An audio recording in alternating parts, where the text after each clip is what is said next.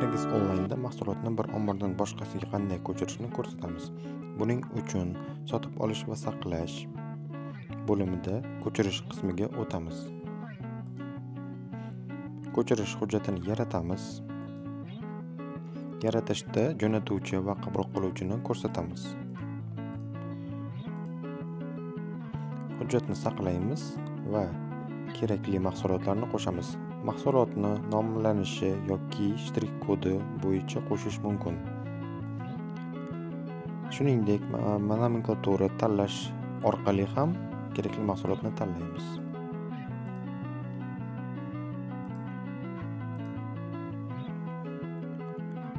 Qo'llash tugmasini bosamiz va kerakli miqdorni ko'rsatamiz.